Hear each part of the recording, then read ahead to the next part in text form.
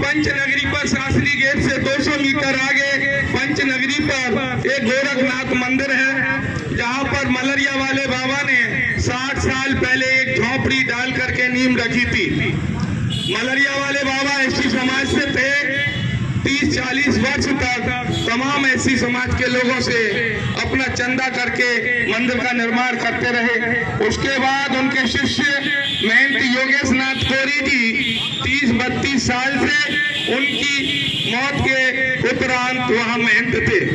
लेकिन चूंकि 60 साल के दरमियान में पंचनगरी रोड लोधी विहार की जमीन आज कीमती हो गई है, मंदिर चौड़े रास्ते पर है, उसकी कीमत को देखते हुए कुछ दबंग उच्च जाति के लोगों की नीयत बिगड़ गई और आज से करीब 6 महीने पहले दलित पिछड़े समाज में जन्मे समस्त महापुरुषों को नमन करते हुए आज के कोरी समाज संघर्ष समिति के इस धरने को, जो कि आज 38वां दिन हो चुका है, उसको समर्थन देने के लिए पूर्व मंत्री, 2 बारी के विधायक, आजाद समाज पार्टी के राष्ट्रीय कोर कमेटी सदस्य माननीय श्री चौधरी महेंद्र सिंह जी, जो कि आज इस धरना प्रदर्शन के मुख्य अतिथि के रूप में हमारा समर्थन करने, हमारी हौसला अफजाई करने आए हैं, तो मैं तमाम अपने समाज की तरफ से,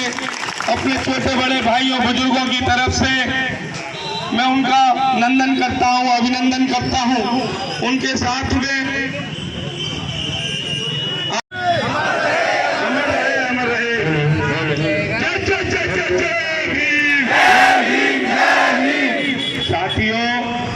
एक छोटी सी घटना और मैं भूल गया हूँ। 3 सितंबर को ये एक्सपायर हुए थे।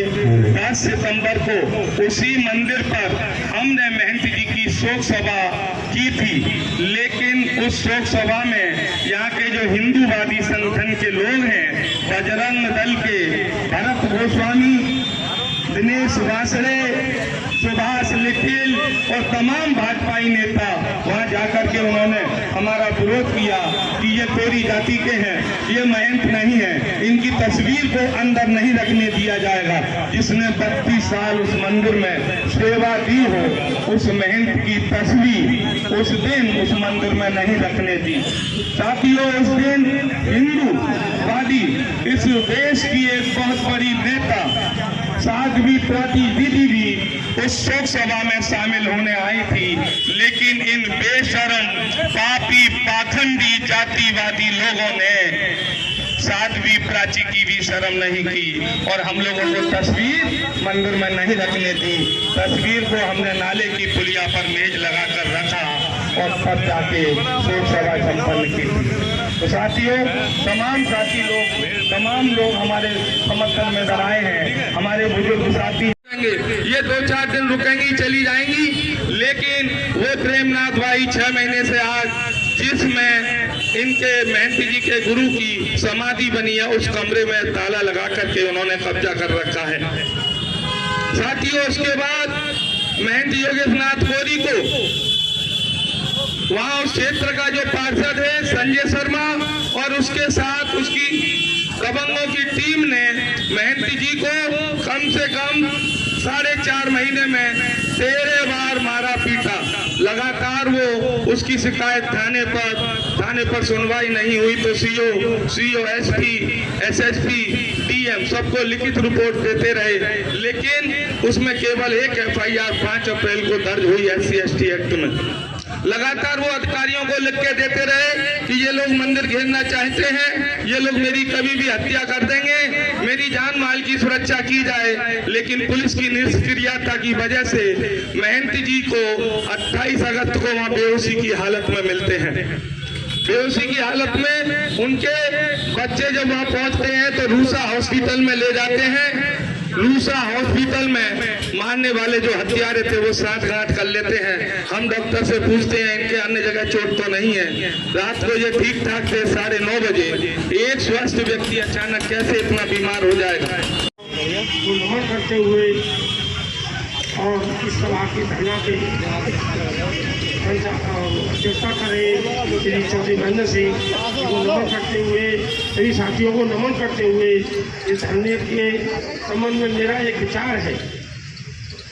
जो धरना काफी पुराना हो चुका है, जब तक काफी दिन हो गए यहाँ धरने को, तो बिना अन्याय के लाभ दिए गए हैं। जिलाध्यक्ष हूँ। आज किस तरह का धरना प्रदर्शन किया जा रहा है? ये महंत योगेश नाथ कोरी जी का हत्या हो गई थी 2 महीने पहले, जो लगभग 38 दिनों से इनकी जो इनमें दोषी थे उनकी गिरफ्तारी के लिए धरना प्रदर्शन चल रहा है। और आज तक 10 मुजरिमों के खिलाफ में मुकदमा दर्ज हुआ था, जिसकी आज तक किसी की भी गिरफ्तारी नहीं हुई है। ये लोग भूख हड़ताल भी कर चुके हैं और उस भूख हड़ताल का भी प्रशासन पर, शासन पर कोई फर्क नहीं पड़ा है। सर जी, इस समय चुनाव का माहौल है, तो इसको लेकर धरना प्रदर्शन का मुद्दा बनाया जा रहा है, क्या कहेंगे इस समय? चुनाव प्रचार से इसका कोई मतलब नहीं है। उत्पीड़न चाहे चुनाव से पहले हो या बाद में हो, हत्या पहले हो या बाद में हो, इससे कोई मतलब नहीं है। जो 30 वर्ष से लगभग वो उस मंदिर में रहते थे और उनकी साजिश के तहत उनकी हत्या हुई है।